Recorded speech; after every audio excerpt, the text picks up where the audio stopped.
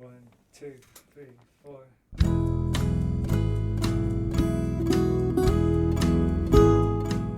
Hello, you're listening to the SKYLIT Books podcast series. We are a general interest independent bookstore located in the Los Feliz neighborhood of Los Angeles, California. This year, because of the coronavirus pandemic, we've had to close our store and cancel in-person events. But SKYLIT is your neighborhood bookstore, and we are finding ways to create community even while we're far apart. In the coming weeks, we'll be putting out lots of new audio content to help you discover new books, connect with authors, and check in with your favorite booksellers. To learn more about how you can help keep SKYLIT alive, please visit our website at skylitbooks.com or check out our social media accounts on Twitter and Instagram. You can subscribe to the podcast on Podbean, iTunes, and Spotify. Thank you for listening and enjoy.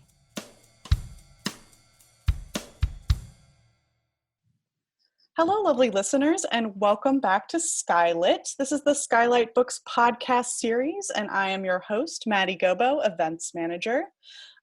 We're so glad you're here today. We're going to have a great conversation between two friends who both happen to be authors. They're going to be talking about a new linked short story collection called Living Color, Angie Rubio stories. I'm going to tell you more about our guest today and the book in just a minute, but I want to say a few things about SKYLIT first. So right now we are open every day from 10 a.m. to 5 p.m., though I believe we're going to be expanding our hours soon, so stay tuned to our social media for that. We're also planning to reopen the Arts Annex pretty soon. So again, check social media for that. We're looking forward to getting all those art books back and shoppable. We are always taking online orders at skylitbooks.com, and if you're here in LA, we're happy to serve you with curbside pickup every day, 10 a.m. to 5 p.m. And you can shop in the store with a mask and social distancing, just, emphasizing those rules again, in case you weren't familiar with the global pandemic we've all been living through for the last 8 months. All right, so without further ado, I'm just so excited to introduce today. We have Donna Miscolta and Alex Espinoza. They're going to be talking about Donna's new book, Living Color, Angie Rubio Stories. And they're also going to be talking a bit about Alex's new book, The 5 Acts of Diego Leon. Welcome to the podcast, Donna and Alex. I'm so glad you're here. Thank you so much, Maddie. Thanks for having us. Oh, sorry, Donna, go ahead. No, just going to say thank you also. It's just a pleasure to be part of this, especially with Alex. Well, we're going to have a great chat. I want to first tell our listeners a little bit about the book and also about the two of you so they know who they're listening to. So Living Color is a linked short story collection set in California in the 1960s and 70s. They follow the main character, Angie Rubio, from kindergarten through high school, offering a portrait of the artist as a shy, awkward Mexican-American girl who learns to express herself through the written word. Donna Miscolta's third book of fiction, this is her third book, Living Color, Angie Rubio Stories, is coming out now. It's coming out from Jaded Ibis Press. She also has another short story collection, Hola and Goodbye, which was the winner of the Doris Backwin Award for Writing by a Woman and published by Carolina Wren Press in 2016. It also won an Independent Publishers Award for Best Regional Fiction and an International Latino Book Award for Best Latino-Focused Fiction. Donna is also the author of the novel When the De La Cruz Family Danced from Signal 8 Press, which poet Rick Barrett called intricate, tender, and elegantly written, a necessary novel for our times. And in conversation with Donna is Alex Espinoza. Alex Espinoza was born in Tijuana, Mexico. He came to the United States with his family at the age of 2 and grew up in suburban Los Angeles. Author of the novel Stillwater Saints, he received an MFA from the University of California, Irvine. A recipient of the Margaret Bridgman Fellowship in Fiction at the Breadloaf Writers Conference, Espinoza is currently an associate professor of English at California State University, Fresno. Oh, is that an old bio? You want to update us, Alex? Where do you now teach? I am an associate professor of creative writing at UC Riverside, and I'm also the Tomas Rivera Endowed Chair of Creative Writing. I didn't realize that. That was a whole bio. It's still floating out there. I should have checked with you first, but No, congratulations on the new gigs. Thank you. Thank you. All right. So Donna and Alex, do you guys want to start us off with some readings today? Absolutely. That sounds like fun. What do you say, Donna? Sure. Something short. Something short. Do you want to go first, Donna? You're the one with the book out, so I yield the floor to you. Okay, I'm just going to read a short segment from one of the stories. These stories are chronological in terms of the grades that Angie goes through in school. And this one is called Social Studies when she's in the 4th grade. You know this is the dumb class, don't you? Wanda Garcia said to Angie at recess, right after Angie had won the California History Bee that Miss Leake had said would be the most challenging test so far in their social studies unit. They would have to stand up, think on their feet, and say their answer out loud. It would be a measure of their preparation. It would test their poise. It would strengthen their character. Miss Leake referred to character a lot, the meaning of which rather stumped even Angie, who had established herself as the smartest one in the class. She was always the first to raise her hand, she sped through the reading levels, and she always scored 100% in spelling with hardly any effort, even breezing through the word squirrel, which everyone else got wrong. So Wanda's question, which was given without malice, but in a sympathetic, helpful way someone would inform another that a booger dangled from her nose or she had food in her braces, dismayed Angie. Because she didn't want to be told something she didn't already know, Angie answered, I know that. There were 3 4th grade classes at Kimball Park Elementary. Angie, who was standing in the 4-square line next to Wanda, looked over at the 4-square game in front of Mrs. Dewey's class, and then beyond that to the children playing in front of Mrs. Wright's class. Angie's next-door neighbor and sometimes best friend, Sylvia Rico, was there, and so was bashful, ever-smiling Teddy Mendoza, who could do long division in his head. But the rest of the kids in Mrs. Wright's class were white. Mrs. Dewey's class was a mixture of white and brown students, like some swirled dessert. Then there was Miss Leake's class, which was nearly all brown, and except for the unwanted attentions from the horrible Armando Cornejo, it was a class in which Angie had felt at ease and essential, until Wanda Garcia's question. After school, as she walked home with Eva, she reported this news. Of course, that's how they do it, Eva said. They put people together who are alike. Otherwise, you have bedlam and mayhem and anarchy. Angie was afraid to ask what all those words meant. Besides, she couldn't tell if Eva was joking. Because they were new to Kimball Park Elementary, Angie asked, how do they know what I'm like? Eva shrugged. It's in the records. Angie wondered if know-it-all Eva knew what she was talking about. When Angie tried to imagine such records, all that came to mind was a stack of 45s on her dresser at home. The Shirelles, Martha and the Vandellas, Leslie Gore. She would buy the new Beatles record with her next allowance, she decided. While Angie's mind had wandered to records, she fell a few steps behind Eva's slightly pigeon-toed but purposeful stride. Suddenly it occurred to Angie that if the 4th grade classes are split into dumb, smart, and in between, the 6th grade classes had to be too. She caught up to Eva. What are you in? Eva looked at her as if she were stupid. I'm in the smart class. That's fantastic. I am, okay, so I will read from the 5 Acts of Diego Leon, which just came out in paperback this past year. It seems like a lifetime ago that we're talking February 2020. What you need to know about this book is the book follows it's a historical novel, follows a young protagonist by the name of Diego Leon, who ends up in Hollywood in the late 20s and 30s and becomes an actor for a fictional film studio called Frontier Pictures. This section takes place in October, and it's the year 1928, and I felt it was appropriate, since we are in October, to read this section, and it's a very short section. What you need to know is Diego has been in Los Angeles at this point for about a year or two. He's struggling. He's trying to sort of break into acting, and he receives a note from Elva, a woman who was his caretaker when he lived in a rural part of Michoacan, right after his mother died and right before his father came back from the revolution. So this is October 1928. It was the time when the monarch butterflies, which migrate down from Canada and into the United States, returned to Mexico to spend the winters under the lush and temperate canopies of tall trees in the hills and valleys of Michoacan. It was also the time of the year when the dead returned to the earth from the afterlife. The city of Morelia would no doubt be making preparations for the Day of the Dead festivals, Diego thought. The bakers would be making pan de muerto, tracing into the loaves of warm bread designs meant to resemble crosses or doves or human bones. Vendors would set up makeshift stands along the streets to sell sugar skulls, their faces and foreheads decorated with brightly colored, intricate scrolls. Campesinos would come from the hills carrying bundles of red and yellow marigolds that they called cempasúchil on their backs.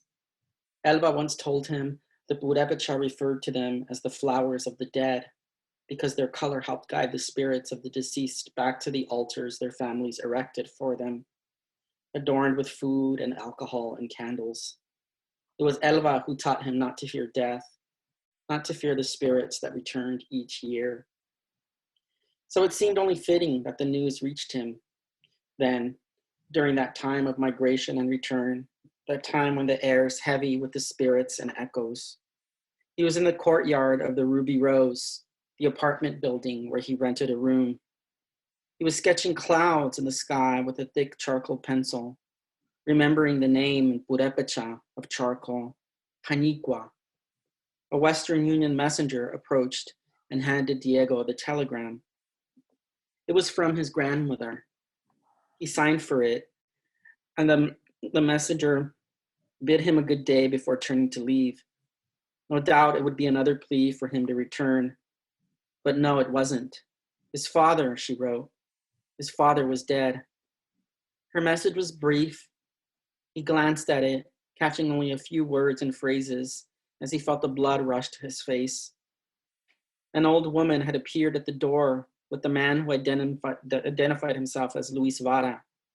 Gabriel Leon, she wrote. His father was dead. He'd shot himself with a gun. The old woman, Diego now thought. Had it been Elba? Was she still alive? He whispered her name a few times as he held the telegram. Elba, he said. Elba. Sanda. Paniqua. Anhatapu.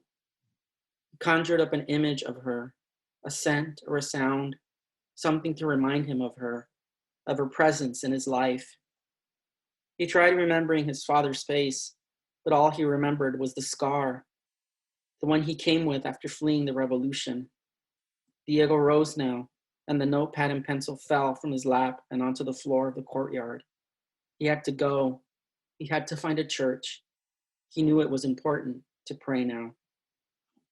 So I'll stop there. That was beautiful. Thank you, Angie. It was great to hear you. I'm sorry, Donna. It was great to hear you read. I'm looking at your book here and thinking about Angie.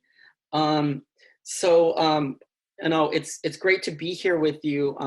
SKYLIT has always been a bookstore that has featured prominently and importantly in my sort of literary career as a writer. It was the first place that hosted me when my first book came out. And then they hosted me during this last time when my last book came out. And it's always been a destination for me. So I just have to give a shout out to Maddie and to everyone at SKYLIT and to all independent bookstores. I think it's important that we support them, especially now during these trying times. Wouldn't you agree? Definitely, yes. So I had a question for you. Going back to your history as a writer. You grew up in. Tell me a little bit about where you grew up. I grew up in National City, California, mostly. So it's in South San Diego County. It's like 10 miles from the border with Tijuana. Mm-hmm. And it was it's a small place, and it felt. It was a perfectly fine place to grow up, but I think that it felt a little confining. It also felt a little defining too, which is why I think early on, when I was quite young, I decided that I was going to move away once I had the opportunity. But it still holds a very dear place in my heart. And I go back often because I still have family there. And is that where you started? Is that where you sort of started to write when you were younger?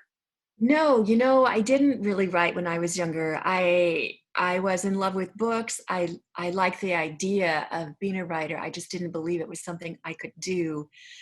And so I didn't really, I think that desire resided in me for a long time. I think it was there quite suppressed, quite buried deeply inside.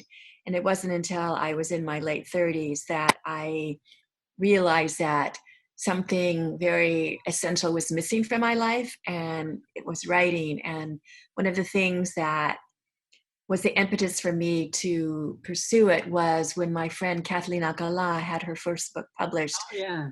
And I went to her reading, and it just sort of brought home to me the possibility, just knowing somebody who was a writer, I think made it seem more possible for someone like me to try and pursue that as well.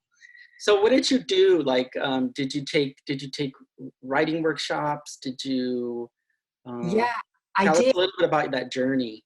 I took classes because that's how I learned, through taking classes. And so that was the immediate thing I did. I signed up for fiction writing at the extension classes at the University of Washington. And that was really the beginning of sort of a long-term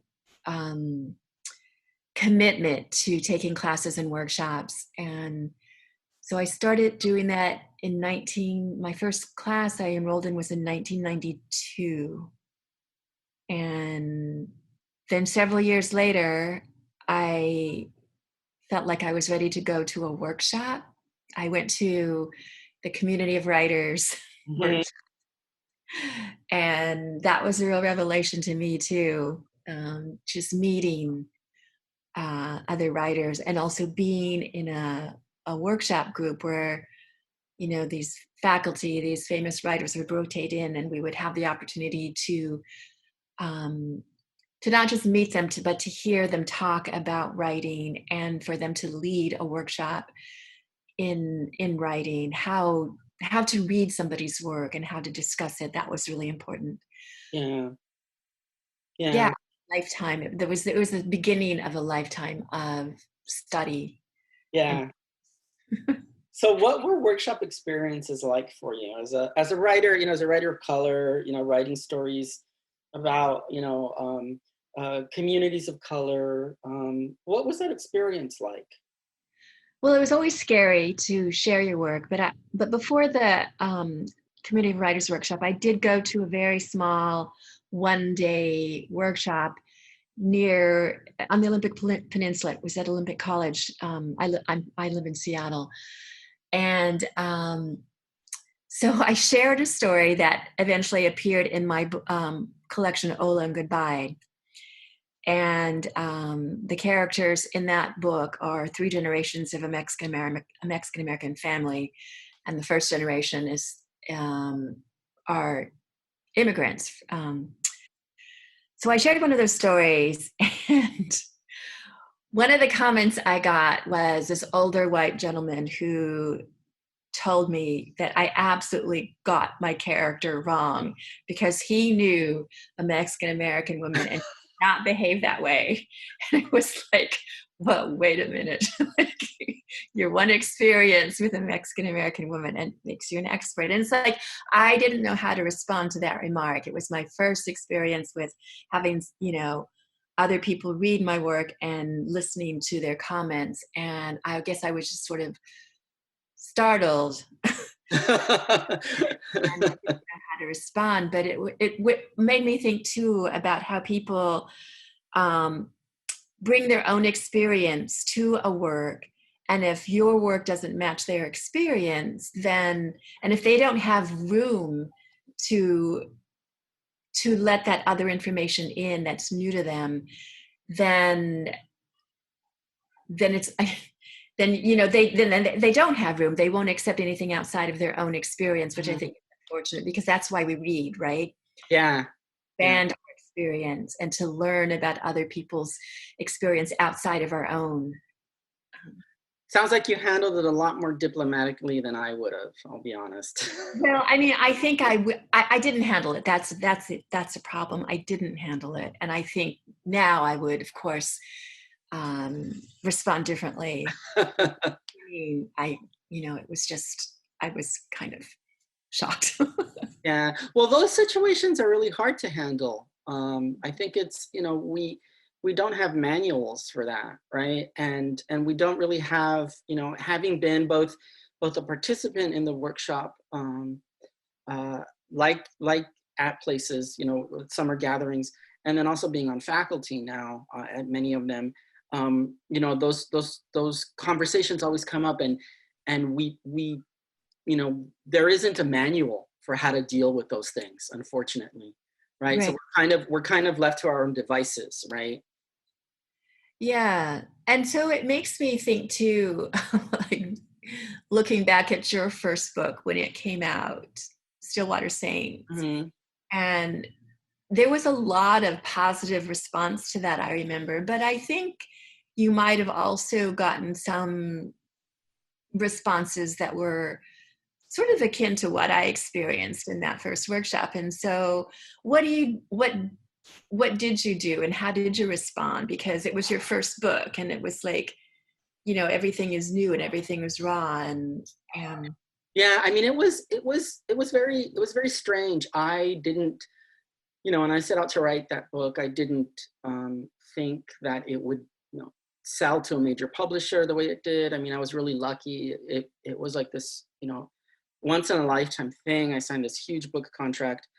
And because while I was writing it, all I kept hearing was, and all I kept seeing was the proliferation, I think, of stories about people like us from communities like ours, written a certain way, right? If you were writing about the Mexican-American experience, there had to be migrant farm workers or gang members, or there had to be some magical realism, or there were certain tropes that kept getting sort of, I guess, hammered into sort of my brain, either directly or indirectly by people both in workshop and out of workshop.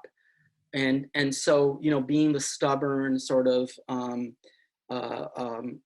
kid that I was raised to be, where I didn't like to play by rules, I rejected a lot of that. And so I told myself, when I write this book, I'm going to write the kind of book that I would want to read.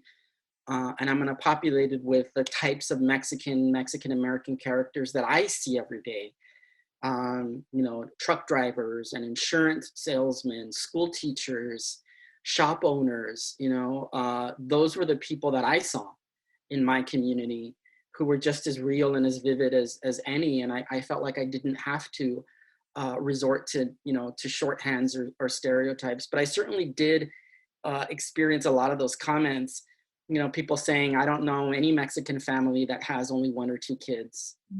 I don't know Mexican, I didn't know that Mexicans really liked, Elvis Presley, or is this true or is that true? Like, this book takes place in a botanica, where there's religious candles and spells. So I'm imagining you're writing magical realism, right? So, there were a lot of those. I think one of the things that we can do as writers is the best thing that we can do. And I think that's one of the things that I admire so much about your work and your writing that you've done, is we educate ourselves, right? We have to sort of, as writers of color, we have to know what material is out there, what expectations are kind of placed on us as writers of color, so that we can actively work to undo those, right? To go out and to counter that, because you and I know, having grown up in National City during the 60s and 70s, and me having grown up in the San Gabriel Valley in the 80s and 90s, that our experiences are many, that they're not just gang members and migrant farm workers, though those do exist, but our experiences are many and they're very complex, right? Just like Angie is. She's a very complex character, which is what I really liked. How did you, so yeah, I mean, what did you want to say about that? No, when you talked about how you populated your book with people that you saw, around you, and that's sort of what I've done too in my work, and I think it's because it's what I know, and so I don't know if it's for lack of imagination that I don't go beyond that, but because you talked about you looked at the people around you, and that's basically what I did, because it just made it it was that world I wanted to recreate too, because in actually all my books, I set them in a place called Kimball Park, which is, there's actually a park in National City called Kimball Park. And even though I've lived away from National City and Kimball Park for decades, many, many decades, I still feel this pull to put my characters in this place that is similar to National City. And I don't know exactly why that is. And maybe it's because the place you grew up in, that it's sort of embedded in you, because those are your formative years, and everything that seems significant at the time as you grow up is happening in that particular place. And so you associate those very significant incidents with that place. And Yeah, I think that's what I liked so much about Living Color was you get a real sense of the place. I think and despite you not having been there for a long time, it does remain very vivid. It's almost like the place becomes a character itself, right? Yeah, I hope that's the case. I mean, I feel like I don't know how often I actually describe or mention Kimball Park. Well, in some stories it comes up frequently, but I think there's a way to create that atmosphere, even just through the characters, their thoughts and their actions. Yeah. So this is your third book. The Living Color is your third book, and my question, I guess, my next question is, I want to talk a little bit about form, but my next question is, what challenges did writing a character like Angie Rubio present you that you didn't see sort of come up in your previous books, and also what opportunities did writing a character like Angie present you that wasn't available in other books, in the other two? Well, for this book, Angie Rubio in Living Color, I actually based a lot of the incidents in Angie's life on things that happened to me. Mm-hmm. I had this whole store of incidents in my childhood and adolescence that seemed to, I don't know, they were just so deeply embedded in me in terms of these mortifications or these small humiliations that I experienced, or just this sense of awkwardness and not knowing how to be in the world and trying to figure it out. And so what I did was I invested Angie Rubio with all of these insecurities and all these needs and wants. And I wanted to see how this character, who I did separate from myself, I wanted to see how she would handle these different situations. And so for me, it was a way to process those things in my past through this character, through this separate character. And so while I was investing her with those insecurities, I think also what arose, and whether this was conscious or subconscious, there was also this sort of resiliency that made her keep going despite all of these little like setbacks and these constant microaggressions that that she was also always, constantly trying to work against. Yeah. What did you learn about yourself in writing her? Because I think that's really interesting. I really admire writers that do that, that can sort of take experiences that they had in real life and kind of fictionalize them. Like I've never been able to master that. Which is why I like, if you look at my sort of oeuvre, right, my characters are always like far detachments from myself. So I've always admired writers that can take actual lived experiences and sort of distill them, and then it's almost like building them back up again, and sort of taking their own lived realities and creating these characters from them. So I'm curious to know, like, what do you learn about yourself through that process? Well, the first thing that pops into my mind is that, this idea that you create characters that are totally separate from you. And where even when I created two, like in my first book, I had two male protagonists. But I still felt like I was using a lot of my own lived experience.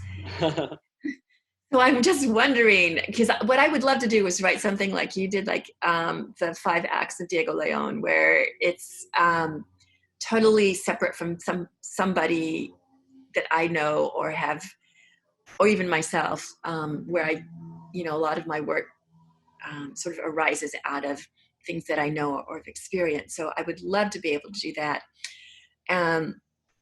So I think that's the first thing I think about in terms of what do I learn about myself, is that I would like to do that. But in terms of writing Angie and what I learned about myself, that's a hard question. And I don't know if I should answer it in terms of craft or in terms of like sort of any kind of personal.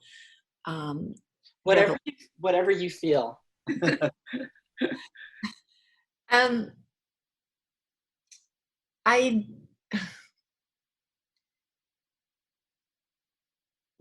in terms of craft, I've mentioned before in other conversations that some of these incidents, or at least one of these incidents, I tried to write it in an essay, but it was never quite satisfactory to me.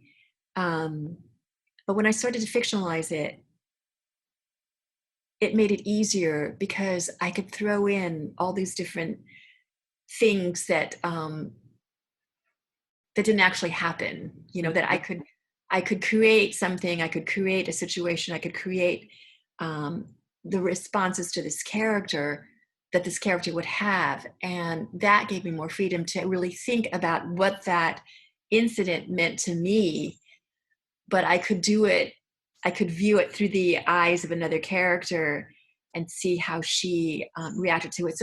So for me, what I learned is that what I was not capable of doing at myself in these certain situations, and I wonder if anybody at that time, at that age, could have done it. But and also I think that in writing the character Angie, there were limitations on what I felt she was capable of doing, just because in all these cases she didn't have any power, she didn't have any authority. She could only respond within her own sphere of control, which was very small. And so what resulted was that, she may have felt a momentary sense of relief, but she really couldn't change anything. And knowing that she couldn't change things was sort of just added to the sense of frustration. Yeah. But I think as she got older, she became more intentional in her responses. And I think that gave her a little bit more satisfaction. Yeah, I think that's what, one of the things that I really admired about this book is that you do see a character like Angie sort of developing her own sort of sense of self-identity as it progresses, right? As the narrative grows, you start seeing her sort of become more self-aware. making decisions, articulating the world around her a lot more. And I think that that's ultimately, I guess, one of the things that that writing literature teaches us, right, is that we can look back at our own experiences and say, realize how out of control, or how much lack of control we had over our situations, right? Right. And what a painful awareness that is sometimes, right? Right. And I do think you're right. I mean, I think all of us are, just, in some degree or the other, our characters. When I was writing Diego, one of the things that I began to realize was, my parents grew up in Michoacan, and today is Indigenous Peoples Day, and so I wanted to read that section because there was a lot of the sort of Purepecha language. My parents were Purepecha, and so there are elements of myself sprinkled in Diego, certainly. As an artist, like understanding your place as an artist and your ability to do the things that you want to do when you're sort of operating into this sort of in this larger mechanism, right? So I do think that there are elements of us, and to one degree or the other, in our characters, right? And each one, I guess, does teach us something about ourselves. I think one of the things that I wanted to ask you also was we sort of both write, I think, like unconventional, quote unquote, narratives, right? So I wanted to talk a little bit about form. You've written a collection of stories, you've written a novel, and Living Color is kind of a collection of linked stories. So my question was, and as I was reading this, I wanted to sort of I was curious, and I wanted to ask you, what did you think that a collection of linked stories could give you, say, in writing it? Why choose a collection of linked stories for Angie Rubio and not, say, a traditional novel? Well, that's easy because when I was writing these stories, I started writing them between other projects. So it was sort of as a distraction from other projects, or because I was invited to submit a story for something, and I thought, okay, I'm going to write a story with this character. And it wasn't until I'd written a couple of them when I realized, same character, and it was the first one I had placed in 6th grade, and the other one I'd placed in kindergarten. And I realized, oh, there's this, connection in terms of education. And so I wanted to do that. So I thought I would do each grade and just think about what this character learns in each grade, not necessarily in the classroom as part of the curriculum, but what we learn in school, just about the world, just about who we are, just about what our place is in the world as a result of who we are. And so this is what I wanted to do for Angie. And so I think sometimes, and at that time, I wasn't necessarily thinking about, oh, it's going to be a book. And I was just thinking about these as separate stories that I was having fun writing. But I think at a certain point, you realize what you're doing. You realize what you have. And, I think sometimes the structure presents itself because you've chosen to do a certain theme, certain, like I was doing this education theme. And so I didn't have to wrestle with the structure, but I guess the question was at the end, when I had all these stories lined up, the question was, do they remain stories, or do I sort of massage it into an actual novel? And I don't know whether it was out of craziness, or maybe it was just that this was how it came to be, and this is how I want it to be. And so that's the way I figured, this is it. This is the way it's going to exist. And then maybe that's why I had a little trouble early on with people taking an interest in it. Because, you know, I think when you submit it to places, they want to know, they want you to tell them this is, like, you know, I said it was a collection of stories, but a lot of people say, well, you know, we want a novel. Mhm. That's certainly what happened to me. Yeah. And so I don't know. I mean, I have a friend who had the same situation where she had these beautiful stories and she was told, oh, it would work better as a novel. So she spent years making it into a novel. And it's a great, you know, I think the stories were the stories that I was able to read were wonderful. The novel now is great, but it's still like it's different.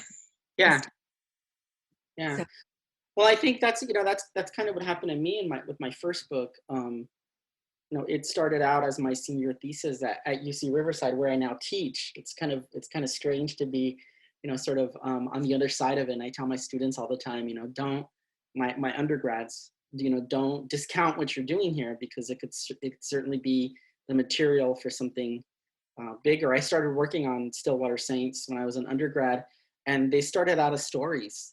And the only thing that they really had in common then was each character would pass through this shop, right? This botanica, this shop where they could get a candle or herbs or teas, or if they felt somebody was like had put a spell on them. So they would all sort of pass through the shop.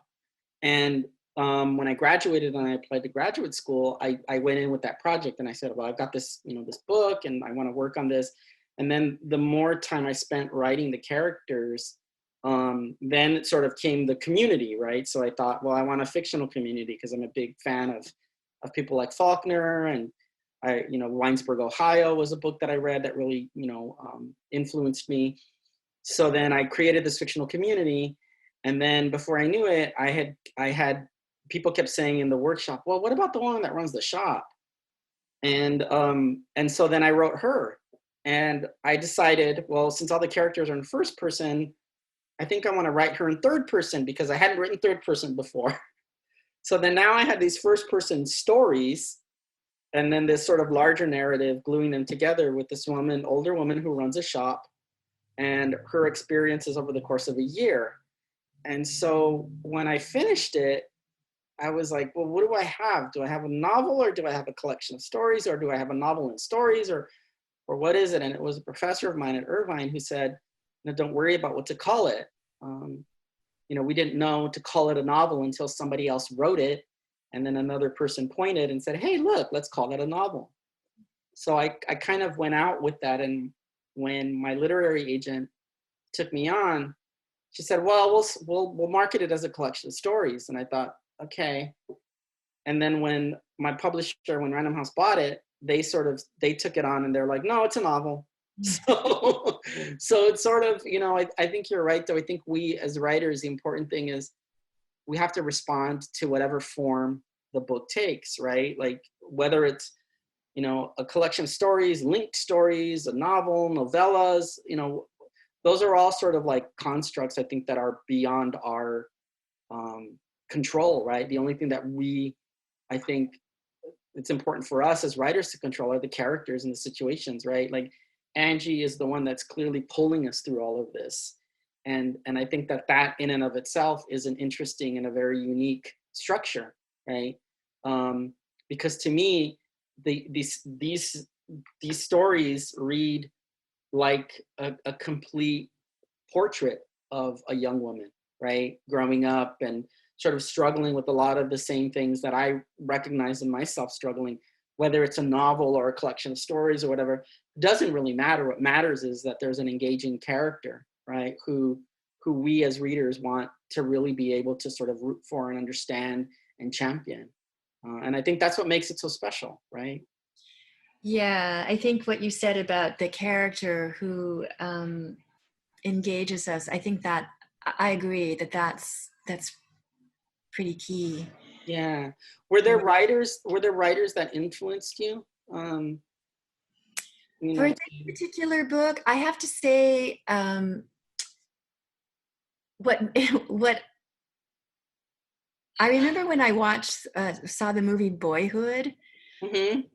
And I thought, that's what I'm doing with Angie Rubio. That's like, I mean, it's sort of the, you know, I was I was watching this movie where, you know, it was sort of episodic, where you saw this character at different stages of his life, and I thought, this is what I'm doing with Angie Rubio. Um, so I thought that sort of, I don't know if it influenced me, but it sort of validated for me what I was doing.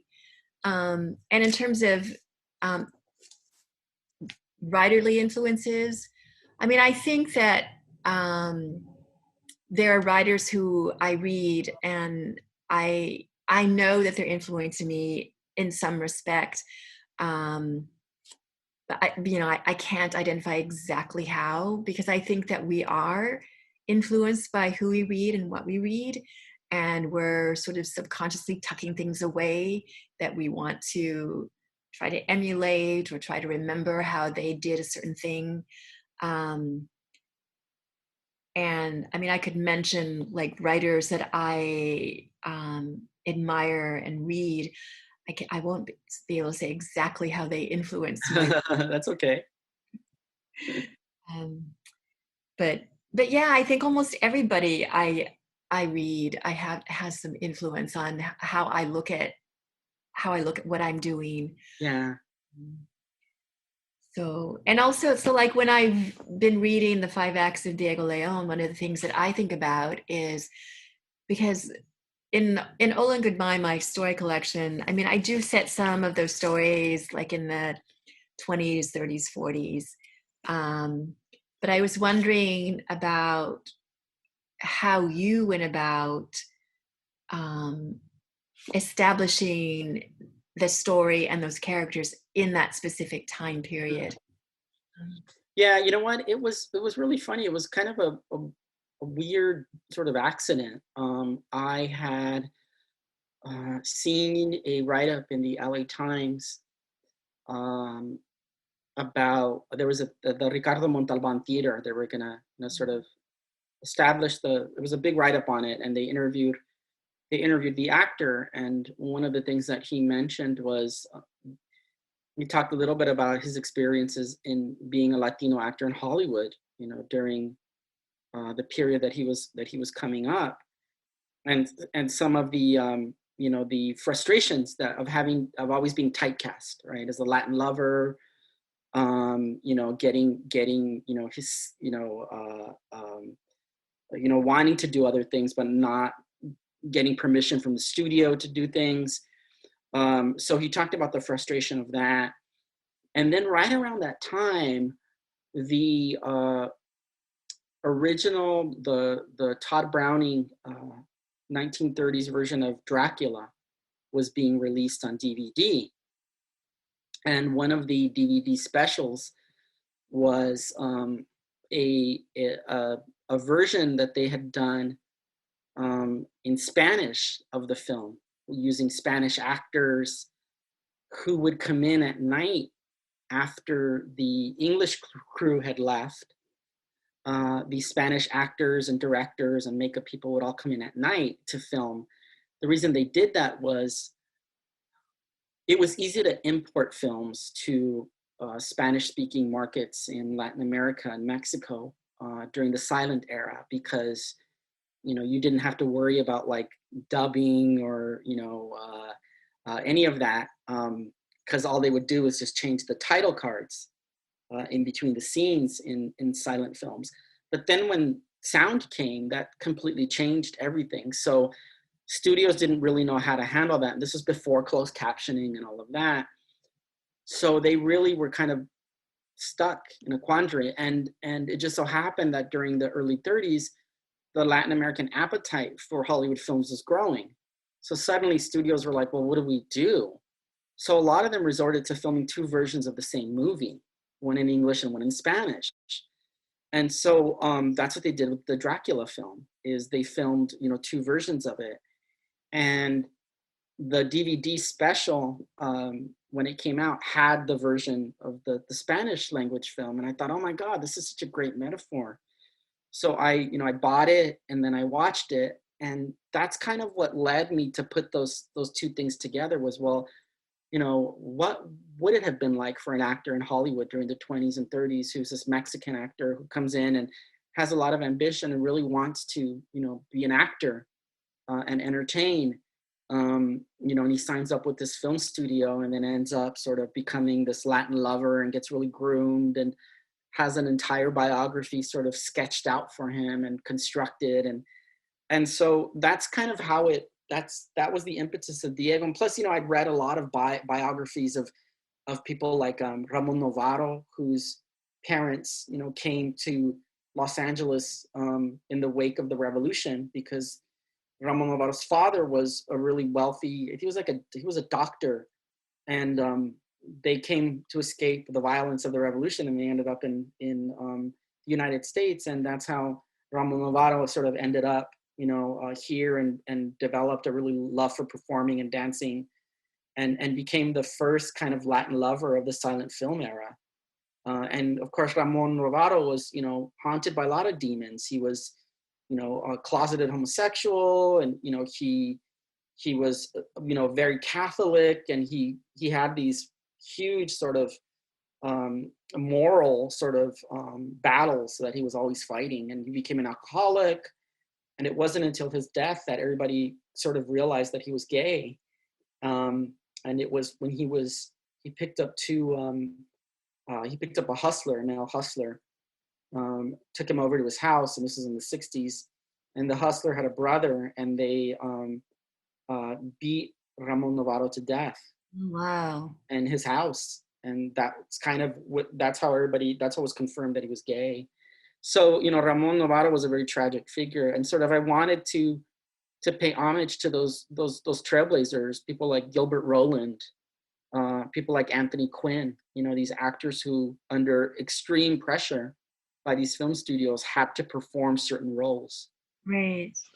Well, I love too how Diego's beginnings are so different and so humble from where he ends up. Mm-hmm. Yeah, and that was a lot of research doing that. And I sort of was writing it, and halfway through, I'm like, what did I do to myself? Why did I take up this, this project? Because there was a lot in there. I wanted, and then, each decision you make is like, okay, well, then I have to introduce this, and then I have to introduce that. And so, I had to introduce the Mexican Revolution, and then from there, I had to go into the Cristero Rebellion, which was really bloody and was a direct result of the Mexican Revolution. And then he comes to Hollywood, and then silent films are ending, and then we're bringing in the talkies, and then what does that do to the culture? So each sort of turn, I think, presented me with a challenge. It's like, okay, and as writers, that's what we do, right? I'm sure that's what you do with Angie too. It's like, okay, now is a challenge. Like, how do I handle this, right? Much easier for me because I wasn't writing well, I suppose like now we consider the 60s and 70s historical. but it's nonetheless challenging, I'd say, with a character like Angie even more so, because I think she's drawn from so much of your own personal experience that I think as a writer, you feel a compulsion to really stick to the truth, right, to some degree. And so you probably wrestled with a lot of like, well, it didn't happen that way, but yeah, I wanted, even though she's a child and adolescent in the book, I still wanted her to have some awareness of what was happening in the country and in the world, even though she wasn't directly so directly affected by it. Just the ideas behind it, the ideas behind equal rights, and the ideas behind the brown power and black power movements. Those are things that play in a very much smaller, microcosm in her life. That she's at some level she's aware that there's a connection to what's happening in the bigger world, but kids and teenagers are often so absorbed in the things that are pressuring them at school and years. Their own dramas, right? Their own dramas are what sort of fuel them. I have two last questions for you, and I'm wondering if we could sort of turn our attention to those. The first one is in writing, Living Color, Angie Rubio stories. What do you hope your readers come away understanding about a character like Angie? Well, okay, I think I mentioned earlier that we all bring our own experiences to what we read, and hopefully that we have room in our own worldview to let these other views into our line of thinking. But I think in general, I want readers to enjoy Angie as a character, because I think that there's often humor in her predicament and her attempts to extricate herself from them. But at the heart of many of these situations is racism. And they're not violent physical attacks, but they are subtle and not so subtle jabs of language that thwart her. Yeah. They thwart her own sense of self. They thwart her struggle in terms of trying to figure out who she is and where she belongs in the world. And so I want readers to experience that. I want readers to see that and to maybe think about how they might observe it in their own lives, and what they might do to change that. Yeah, no, I mean, I definitely echo that. I think that's what I hope with my own work, right? Is that we offer our readers opportunities to witness the I think complex realities that we embody, right? That Latinos and Latinas are so much more than what I think is oftentimes constructed in the media about us, right? right. And certainly, when I say media, I don't discount publishing, because I think publishing also has this tendency, unfortunately, to sensationalize the negative aspects of our culture after all of these years, right? Right. Or to select works that just meet their own view of what Mm-hmm. communities Reinforcements of that. And so it's a challenge when there are writers such as yourself who are countering that, right? Because the thing we hear is, well, these aren't the Mexicans I'm used to seeing. right. and also, I don't think people take account enough, blended heritages, because I am Filipino and Mexican, and I grew up in sort of both communities, often feeling not quite part of either because I wasn't. There are things that I didn't know just because it wasn't something I grew up with. It's because my parents had an idea about how I should be in America. They wanted. It was very important for them to be seen as Americans. It was important for that their children be seen as Americans. And so there are things that I did not experience that other Latinos have experienced growing up. There are things that I haven't experienced that other Filipino Americans have experienced. And so I think what people should see, that we all are different. We all bring our own unique experiences, even though there are certain things that we share. Yeah, agreed, completely. We're all different. Yeah, we're all different. I think it's that intersectionality that makes it so unique, right? And that's one of the things I love so much about your work is the complexity of identity that makes it so rich, that makes it so it's not out of the ordinary for those of us that have been, that are used to growing up in communities where our friends are Filipinos. My first, quote, girlfriend, and I say not girlfriend like holding hands and kissing in elementary school, but my first, best girlfriend, who I still know today, is Filipina, right? And so that was my reality, right? Was growing up and having her friendship. That's what a lot of the California experience specifically is, right? Right, because there's a lot of connections between the two communities, and there are a lot of what we call Mexicanos because there was a Yeah, lot of marriage. So exactly. There's a lot of that, and I think oftentimes, again, we're so used to. I think in talking about race in this country, I think one of the things that we fall into is this idea of binaries, right? It's either this or that. You're either Mexican or American, or Filipino or American, or Puerto Rican or American, and it's a lot more complicated than that. And getting more so. yeah, and I think that's what makes it so. That's what makes the experiences that you're writing about so unique, and I think so necessary too, especially now.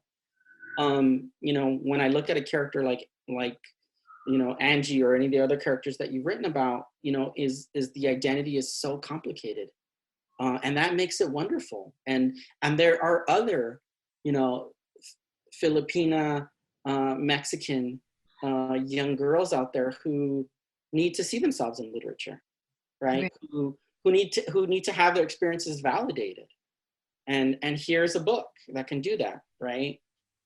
So I think that's really, really important. And I hope that more people start paying attention to that. I didn't get to my last question, but I think that's okay.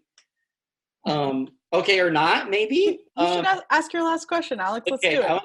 And this is just a question that I get from, and it's a standard, Donna. So, what advice would you give to writers who are looking to get their work published, who may be writing quote unquote unconventional stories, right? Stories where there are characters who don't fit easily into one category or the other?